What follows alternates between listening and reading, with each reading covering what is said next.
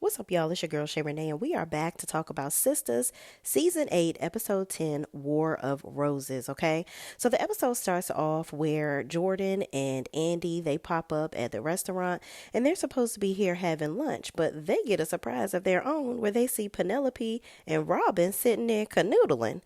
I think Penelope, I don't know if this is something that Jordan set up where he knew Penelope was going to be there or not behind the scenes, some little sibling BS they got going on.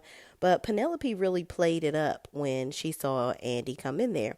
Now, mind you, in the last episode, Penelope was all bent out of shape, talking about some Andy ruined my life. She messed up my engagement. She made me lose my baby because she set me and Jordan up where she knew that, Gary, she must have just wanted to be with Gary. So she introduced Gary to our lives so that he can come back to her. As I was listening to her say that, it sounded so stupid. And even Robin, when he reiterated it to her, he was like, so let me get this straight. Andy, who could have Gary obviously whenever she wants because he's stalking her and forcing her to marry him, orchestrated you getting with him and for him to torment you and Jordan, and then she ultimately end up back with him anyway. Uh-huh. You don't even believe this BS yourself, ma'am. And if you do, there's something really strange going on in your head. Penelope, something is wrong with her. And I really want Andy to go on and use some of the moves that Fatima taught her because Penelope acting real big gangster style. And girl, you about to get that wig knocked off, okay? And a baby is going to be the worst thing that got knocked out of you, okay? Girl, stop. Leave Andy alone.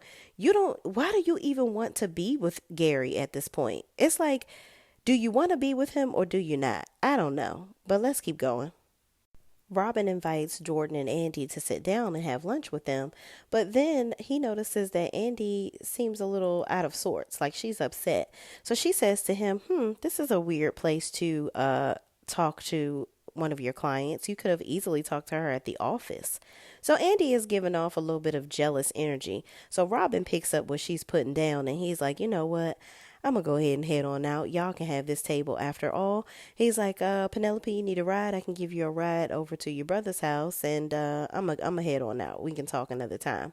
Because Penelope obviously was doing the most, feeling on his face and tugging on his beard and, she's just doing the absolute most. And I'm like, girl, Andy is trying to help you. She's the one that even got you a lawyer.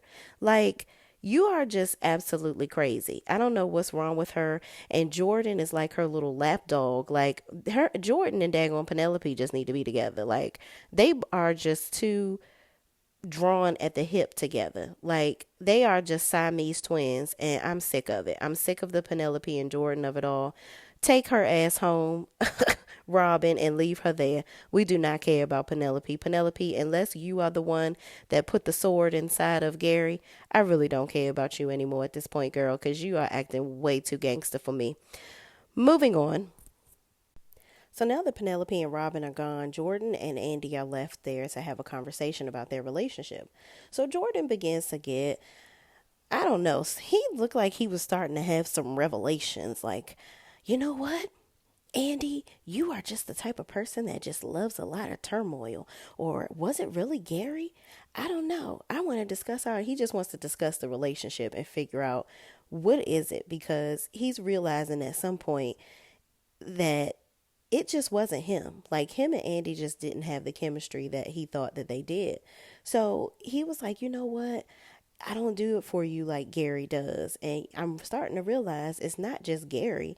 You couldn't be in a relationship with me because you really wanted to be in a relationship with Robin. So Andy is looking at him like he's crazy. Like, what the heck are you talking about? Like, I did all this stuff for you to protect you and to be with you against Gary and all this, that, and the third. So what are you even coming at me for? What are you babbling about? So then he says, it's clear that you're addicted to male attention. Like you like turmoil. You like all the BS in a relationship. Like, you like that stuff, and I wasn't giving that to you. And Andy is like, and your point, like, what do you want? What do you got? Like, I thought I was here to eat, not to be talking about this. And you and I are not together anymore, so you shouldn't even be worrying about who the hell I'm worrying about and who I'm dating. So Jordan is really diving deep into his little Cleo moment. And he's like, you are just as addicted to bad relationships or, turmoil in relationships as your friend Andy is to her vape pen. I'm like, first of all, Jordan, how do you know about Danny's vape pen? You and your little friends, y'all sharing a little bit too much information. So then he goes into the whole Gary isn't the one you need to get over. And then he says it's Robin. So Andy begins to get up because she's like, I don't have to take this. I didn't come here for all of this.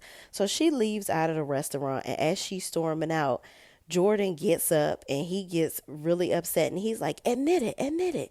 It's Robin.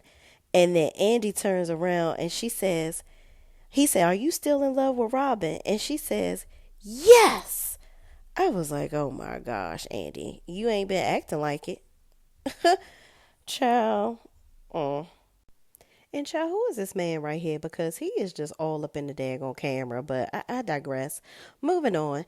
Andy comes back in and she sits down and they begin to talk about their relationship. And basically, he's expressing all of his grievances because he's like, I just can't believe that we spent all this time together. Did you ever really love me the way that I thought you did?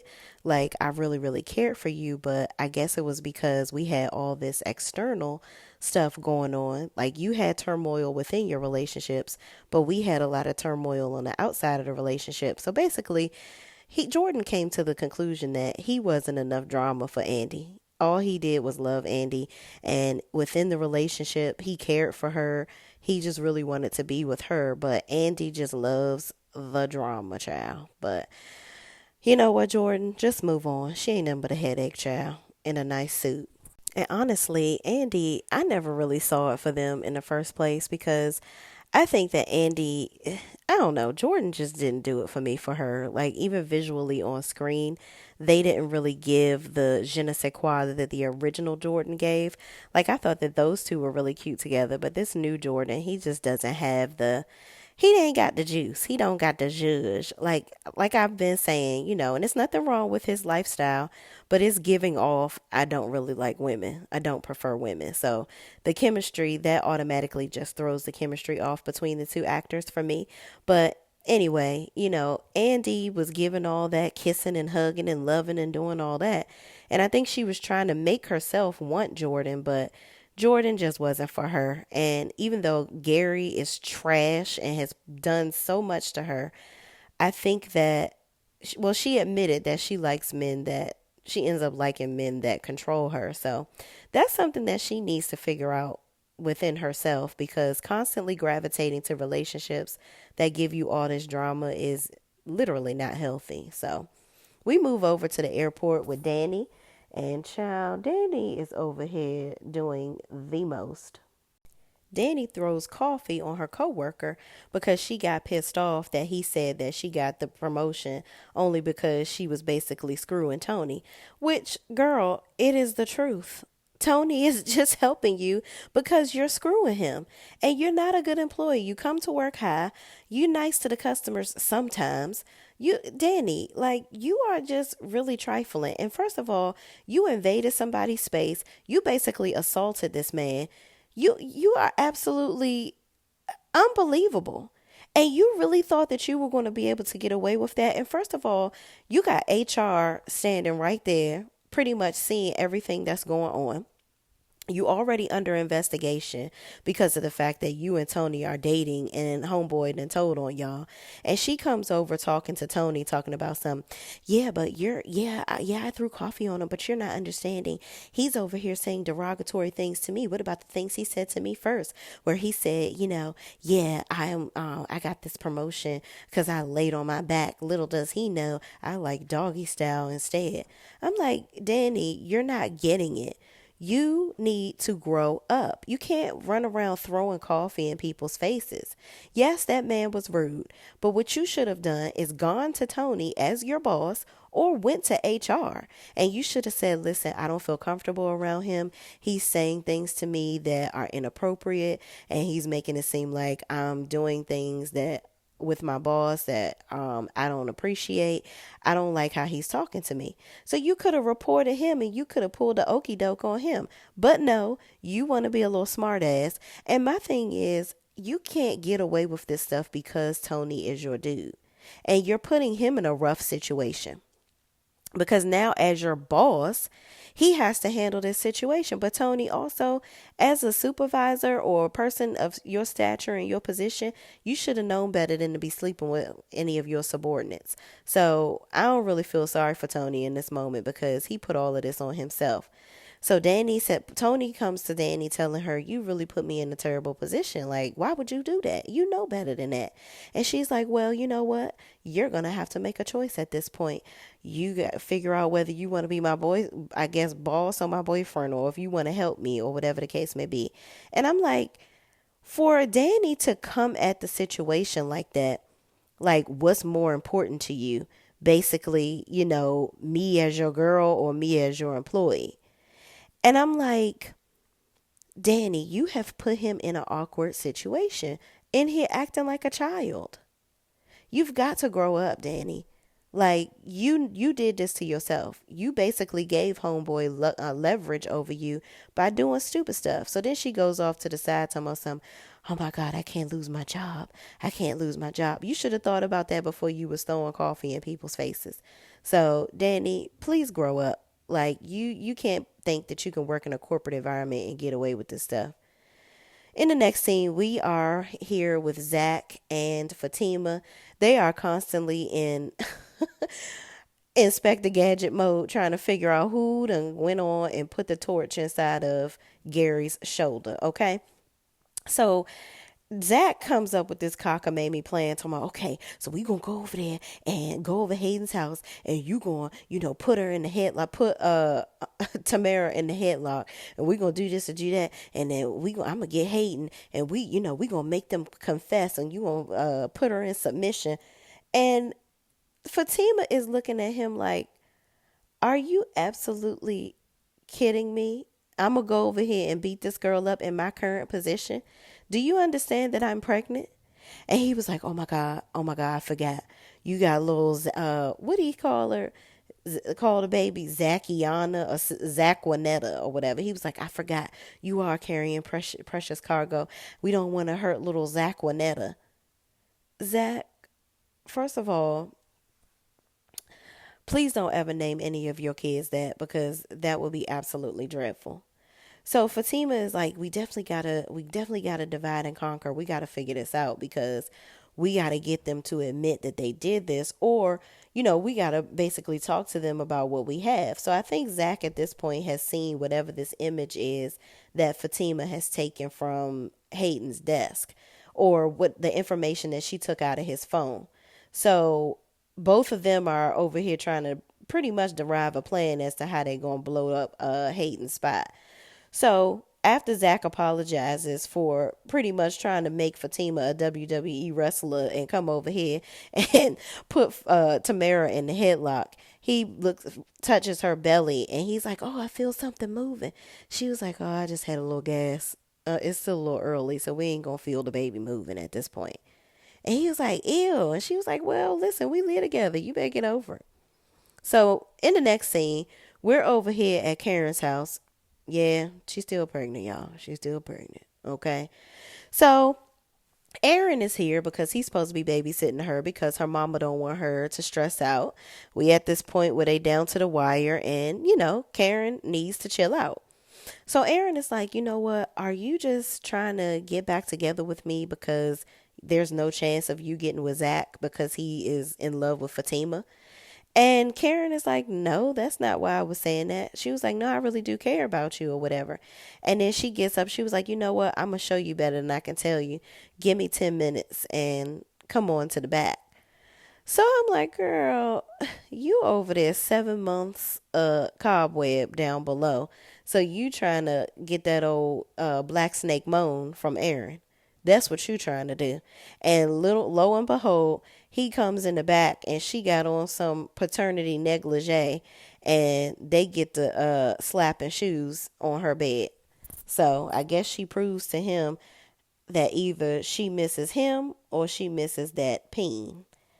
I don't know what it is, but Karen, girl, figure your ish out and have a contraction or something. I don't know.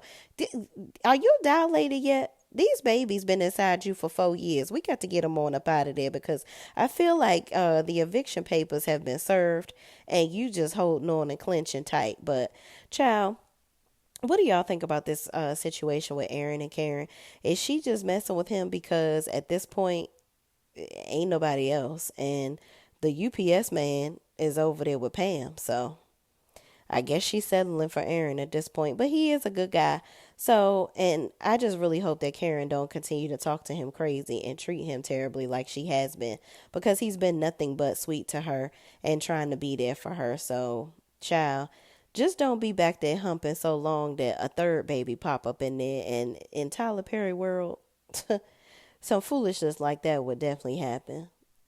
Moving on. Sabrina is at the bank and Paige comes in talking to her about some accounts that she opened up.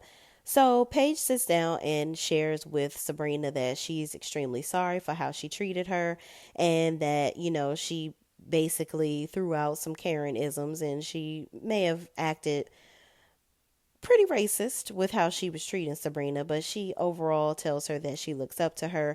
And she also shares with her how she stood up for Maurice with the lady that was out there being pretty much a bigot and being prejudiced against people of the alphabet community.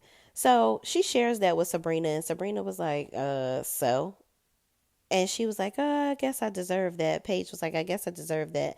So Sabrina was pretty much letting her know, listen, just because you nice to me right now and you acting all cool, that doesn't mean that I'm about to just be your bestie. But then Sabrina turns into her bestie and starts getting all mushy, getting all sad because she over there having a moment because of this situation with Rich. So Paige is like, so what's going on? I'm a good listener. I can listen to what you're talking about. So Sabrina was like, yeah, my friend Pam said that, but she wasn't listening to me at all. She actually compared my eggs, that for my egg retrieval to scrambled eggs because she was ordering her breakfast. I'm like, Sabrina, that is something extremely personal that you're sitting here telling this girl that was trying to get you fired and take your job. So Sabrina ends up pouring her whole life out, telling this girl about her egg retrieval, how her cousin, when she was, basically when all the stuff happened with the bank robbery and this, that, and the third, and they pinned it on her and she was out of work, and how she was in, she ended up going to jail. And then when she got out, she went to visit family and she had a cousin that ended up having fibroids at the age of 35 and couldn't have any children. So Sabrina, that prompted her to be like, you know what, I'm going to go ahead and freeze my eggs because I can't sit up here and act like I can have kids whenever I want. So I'm going to go ahead and make sure that I don't have any issues or any hiccups. But then she explains how Rich's, specimen wasn't going to work. So Paige is trying to make her feel better. She's like, yeah, my sister had issues or whatever as well. She found out she had endometriosis, and I know she would have been a great mom because of the fact that, she was like so great with our Cabbage Patch dolls. They were so cute. And Sabrina was like, oh, you guys had those? I'm like, yeah, white people had Cabbage Patch dolls too, girl. So then here comes Rich as they're in here having this bonding moment. And then here go the old Paige coming out talking about some, well, as a friendly reminder, Brooksfield Haven Bank has a very strict policy on having visitors. Okay. So you just want to make sure that, and then Sabrina cuts her off and she was like, oh, my bad. I'm so sorry. Old habits die hard. I'm like, girl, and this is the same girl that you done sat up here and pledged your whole allegiance to, the flag. Girl, unbelievable. And Sabrina and her even had talked about, like, Paige was just shocked that Sabrina thought that she was a homophobe and a racist all wrapped in one. And she was like, yeah, well, my grandma was like that, but ugh, I don't ever want to be like her. I'm like, Paige, girl, going on, going on. So she ends up leaving out. Rich sits down and he tells Sabrina, yeah, I want to talk about, what's going on. And she was like, yeah, I really don't want to talk about it here or whatever. And he was like, okay, well, let me take you out to dinner. And she was like, okay, let's go out to dinner. And he was like, all right, I'll pick you up when you get off work. And she was like, well, I have my own car, so I can drive. I'm like, Sabrina about to dump this fool. He ain't even know it. I don't like Rich for Sabrina anyway. I feel like Rich is either it's very my way or the highway. And Rich didn't want to have children. Now all of a sudden it's like because somebody told him no, now he is pressed about having children. And it's like he wants to force it's like he's on a constant mission to force Sabrina into thinking like him. Like, okay, I don't want to have kids, so you should come over to my side of things. But now that he can't have kids, it's like, oh, okay, well, now I want to have it. I want you to prove to me that you still want to be with me because if you have my kid, like if you don't want to have my children, then that lets me know that you judging me because I have this sickle cell trait. It's like these men are off the freaking chain. Like, it's all about you. You're not thinking about the lifetime of hurt and pain and agony that this child may have to go through if it ends up having sickle cell. I had a childhood friend that had complications with her sickle cell all her life, and she ended up passing away, I think, before we even turned 30 because she has so many complications with her sickle cell. It is not an easy disease to deal with. So, Sabrina needs to think this over wisely and don't give in to love. So moving on, we get back to Fatima and Zach is still continuing to apologize to Fatima for getting all carried away with the little. I don't know what the hell he thought he was about to be doing with this Batman and Robin situation. They was about to go over there with Hayden and damn Tamara. So they're sitting there talking and trying to figure out a plan, and Danny calls. So Danny was saying, basically telling Fatima about what's going on at her job. And I'm like, why are you calling Fatima? It's like everybody want Fatima to be daggone Captain Save a Hoe. What was Fatima going to do? Come up in there and pulverize HR and tell them to make sure that she keeps her job? Don't fire Danny. Danny, you should have kept your damn mouth shut and you shouldn't have been throwing no daggone coffee on nobody. That's your freaking problem. You think you can do whatever you want. And now you learning the hard way.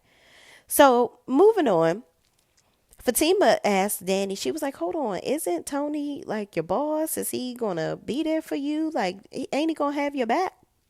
And she was like, girl, I don't know. It's pretty bad. Like, I threw coffee on somebody. It's bad. I know I shouldn't have did that, but I'm like really freaking out. So Fatima was like, it's gonna be okay. We're gonna figure it out. So she gets off the phone with Danny and she tells Zach about what's going on. So she's like, listen, you go up there and talk to Danny, and I'm gonna go over to Hayden and Tamara's house. And he was like, I'm not about to have you going somewhere by yourself with my daggone baby in your stomach. No, I'll go over there and deal with them, and you go talk to Danny. She was like, hello, Mr. Felon. Do you want to go back to jail? Because then you won't be here to raise this baby. Okay. I ain't doing that. You go to the airport and check on Danny, and I will go to Hayden and Tamara's house. I don't understand why they couldn't go do both together. Because what is really the rush on going to Hayden and Tamara's house? Y'all could have went to the airport, consoled Danny, and then took y'all asses over to Hayden and Tamara's house together. But, child, I digress. Moving on. So I guess they came to the conclusion that Zach is going to go check on Danny and Fatima is going to go over to Hayden and Tamara's house. So meanwhile, at Hayden and Tamara's house, they are still going back and forth after they just bumped uglies, okay? Tamara is going off. Tamara is over here clocking him like, where the hell was you going, ninja? Because I saw you with all them daggone bags. You think you're slick. And he was like, oh, I was going on a work trip. And she was like, no, the hell you wasn't. She was like, I saw you, Hayden. I saw you at Gary's ceremony or whatever. I saw you at the place where Gary was supposed to get married. And he was like, what you talking about? You saw me. She was like, yeah, I saw you because I was there too. And so he was like, what the hell was you doing there? And she was like, well, I wanted to go and throw it in his old lady's face that, we slept together or whatever. I was pissed off that you had left me. So I was going to, because he ruined our relationship. I said, well, you ruined my stuff. I'm going to go over here and ruin yours. But I'm like, Tamara, if you don't want this man, why are you over here trying to ruin his relationship? And mind you, did Hayden and Tamara ever get a divorce for real? Because I don't remember Tamara signing those papers. So they are legally married. So I don't get all of this, she's his girlfriend crap or whatever. They are extremely married. Like, the storyline, I digress. But moving on. Hayden, also, you are so caught up on this whole Gary situation, but you slept with Miss Marie. So it's okay for you to cheat because it's helping you in your career. But she can't cheat off of, oh, he just got a bigger peen than you.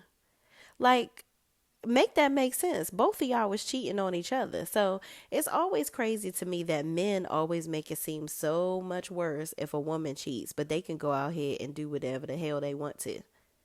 Child. But anyway, Tamara was like, well, I thought we were done for good. And apparently, I am confusion because we still in here bumping uglies, okay? So I don't know what Tamara thought she was going to get out of telling Andy that they were together, but then Hayden goes on to say, well, that wouldn't have worked because Andy got with him and he was married when he got with her, meaning Gary. Gary had kids and everything, was married, and he been messing with Andy. He was messing with Andy throughout his marriage. So none of that you talking about would have even made any sense because it don't even matter. So as they're sitting there, Gary calls Hayden on the phone, and Hayden like, what the hell did this Gary want? So Gary says, Hayden, I need you. I need you to come up. I need a favor. Please come up here. I need your help. And Tamara is like, you better not go up there. He does not need your help. And he's like, well, I'm going to go ahead. I'm going to go up here and see what he wants. I'm like, child. And Tamara is like, why are you trying to go up here and see about Gary? Like, are you trying to make sure that he don't remember that it was you or that you did it? Did you do him in? And Hayden is like, I didn't do nothing to this man. What are you talking about? And Tamara is looking at him real skeptical, like, why you so interested in going up here to see about this guy?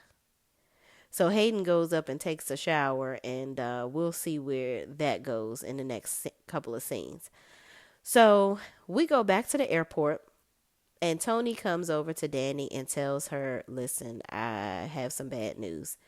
And Danny is like, what? Like, what's going on? Am I getting fired? He was like, no, you're not getting fired, at least not yet. And Danny was like, well, what's going on? Like, can you please keep me posted on what's going on? And Tony was like, listen, I don't know what's going to happen, but they are definitely thinking about what they're going to do with you because you went way too far this time. And Danny is like, oh my God. And she looks at him. She was like, well, no matter what, are you going to have my back? And he was like, I'm going to do the best I can. At this point, Danny, this lets you know he is your boss. So by you sitting up here humping your boss or messing with one of somebody that you work with, now he's not going to jeopardize his job for you and that little poom poom. He has 2 children to take care of, even though we haven't seen them daggone kids since they left with their mama, which is crazy. But it's insane to me. So he tells her, you're going to be dropped out of the leadership initiative or whatever. And Danny's like, oh, great. I don't care. That's cool because I didn't want to give up my weekends anyway. I'm like, girl, you don't want to be promoted. You don't want to make more money. Like, that's crazy. And she was like, okay, cool. And he was like, well, it's not that simple. They probably going to do more than that, but we'll see. So she was like, what are they going to do? Take my parking space? Like, I don't know. Whatever it is, what it is. I don't care. Long as I keep my job. And so, Child, we gon' we gonna see in the end that Tony, yeah, he couldn't really do nothing for her. So we see what Tony's position is. Tony's position is I'ma keep my job. You clearly don't want to do better with yourself, and you talking about how much you need this job, but this is how you acting. Unbelievable. So moving on. Tony walks away and he says that, there may be some additional repercussions, but he'll get back to her as to what those will be. So when he walks off, Danny sits down and she has her head in her hands because, child, she is going through it. She's like, oh my God, I done really fucked up this time. I done really, really stuck my toe in shit this time, okay? And I'm like, Danny, that's what you get. Oh, sagging titty, tight shirt wearing ass. You in there, you need to get a bigger shirt and loosen up them damn sew them buttons a little tighter. You're not even wearing clothes that fit to work, okay? Your head ain't on straight, honey. You got to get it together. You got to get it together. So she sits down in dismay and she's like, God, just give me a sign. Just give me a sign that everything's going to be okay. And as she's sitting there, looky, who rolls up? Zachary Taylor. So he comes up. He's like, hey, what's up with you? And she gets all giddy. She's like, oh, okay, here's my sign that it's going to be all right. I don't know, because later on, her ass end up getting suspended. I'm going to just go ahead and tell y'all now. So Zach is like, yeah, I heard about Fatima told me what was going on with you. She was like, I know you was standing there. I could hear you breathing in the background. He was like, how you know? So he was like basically trying to make her feel better and let her know that everything's going to be okay and that she is basically a really good worker. And then she was like, don't lie to me, Zach. We both know good and daggone well. I'm just here so I don't get fined, okay? So they have a little laugh, and Zach says, "Oh, well, let me get on up out of here before they try to hire me back, and I can't do this." So Danny is sitting there, really contemplating, like, "What the hell have I done?" And yeah, Danny, you fucked up. That's all it is. Basically, you fucked up. Moving on. Back at the bank, we have this pointless ass scene with Maurice and Pam. I think that they really literally struggle like it's very obvious that they struggle weekly to figure out what to do with these two characters. So they're on the phone basically talking about the whole situation that happened at the bank with the old lady that was being rude and called her he told Pam about the lady calling him RuPaul, and Pam was like, I hope you read her for filth. Then Maurice goes into talking about, Pam asked him, what about Roots to Riches? Have you and your boyfriend used any of it, or how's it going? And he was like, oh yeah, we used it. You put it in the microwave and melt it down. It's real slick. Of course we know what he's using it for. I'm like, sir, this is for your hair, not for lube. Child, okay. This scene, I could take it or leave it. Next. So back at the Hayden household, Hayden is now dressed and so is Tamara apparently. And she's like, can we ever just get over this whole Gary situation? Like, I'm just so tired of it. And Hayden was like, well, no, because you effed him. And I'm like, Hayden, you effed Miss Marie. I just I can't understand it. I never understood the double standards. So Tamara was basically reiterating, apparently you going over there because you done did it. She was like, did you do it? And he was like, listen, you on some first 48 type stuff. I gotta go. Duty calls. Peace out. I ain't tripping off of you. You ain't say yes or no, Hayden. So Tamara was like, yeah, you just going over there because you just trying to make sure that he stay on your good side, and you want to know you stay on his good side. And when his memory comes back, you want to be the first person to know exactly what he knows. And I'm like, Hayden, did you do this man in? Because you done packed your bags up. You over here monitoring him. I don't know. At first I thought it was the power of Hudson. But Hayden, you starting to look a little suspect.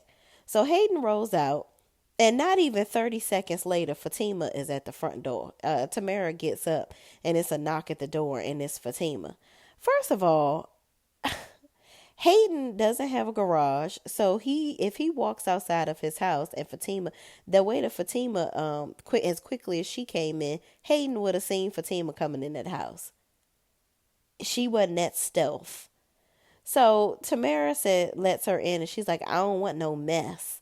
And Fatima was like, oh yeah, well you gonna be in some mess because I have pictures that proves that you and your little fake husband might want to figure out what y'all want to do because it's pinning y'all to this situation with Gary. And she was like, how would you know? You don't know. She was like, oh yeah, I know. And she was like, and I got information on all you bitches. So they didn't show exactly what Fatima has, but I would be interested to see what type of information does she have? What does it look like? Like, I don't know, but she done let whole girl know that she got the tea on them, so they better start getting themselves together. We go over to the hospital, and Gary then promised this little young girl that he gonna pay off her daggone student loans, and in exchange for that, she gave him his phone. First of all, when you in the hospital, they don't take your phone away. I don't know if Hudson is taking his phone away or what, but he done got the little young nurse that works with him to give him his phone, so that's how he's able to text Hayden and talk to him. So homegirl comes in there. She's like asking him about the student loans and whether he's going to really make due on what he said. And he was like, "Yeah, as soon as I get my money, I'm going to get that taken care of for you. Don't you even worry about it." So then he was like, also I need you to do something for me. She's do something else for me, and she's like, "Oh, what's that?" And so he pulls his little hospital nightgown up, and of course, and he is at attention. And homegirl, first of all, she was like, "What can I do for you? Sponge bath?" I'm like, "So is his dick dirty, honey? You done put a nasty stank peen in your mouth." She must really got a lot of student loans. Sally Mae, whew, hate to see her coming, child. So moving on. After this, Gary falls into a deep slumber, and because Hayden comes in later on that day, and he's like, "Oh, you seem very well rested." I'm sure he do seem well rested. He got something to get. He got somebody to get something up out of him to make him a little tired. So he asked Hayden about helping him with his power of attorney situation because he doesn't like that Hudson has control of his money. He's like, I know I have a lot of money and I can't get access to my funds because Hudson is over here making decisions for me as my power of attorney, and I don't want that anymore. I should be able to have control over my own stuff. And at this point, because Gary still doesn't have his wits about him 100% at this point, because he doesn't, fully have his memory back, he's having little flashbacks here and there. He doesn't know what's going on. So, and he wants to basically, he knows he has money, he knows some things. So he's just trying to wrap his arms around, hey, I want my money. I done told this girl I'm going to pay this stuff. She in here sucking on my slobbing on my knob. I got to make something happen. So Hayden is like, sure, brother, I got your back. I'll help you out. I'm like, child, Hayden, what the heck do you have up your sleeve? Talking about that's what friends are for. I'm sure that's what it is, as he has a flashback of Gary and Tamara when he found out that Tamara had Gary in her phone and they had a little escapade. But still, Hayden, you slept with Miss Marie. I cannot, the double standards of men is just, it is all the way insane. But y'all, that's episode 18, season 9 of Sisters. Comment down below, what do y'all think? Do y'all think that, oh, we got to get to that last scene. My bad, y'all. I was about to roll out. Yeah, Danny, she gets suspended, y'all. Danny got suspended. She didn't get fired, but she got suspended without pay. So she might be looking for Preston to come and pay her rent again. She might actually appreciate homeboy at this point. But y'all, that's it. That's all. I ain't got no more. Thank y'all for watching.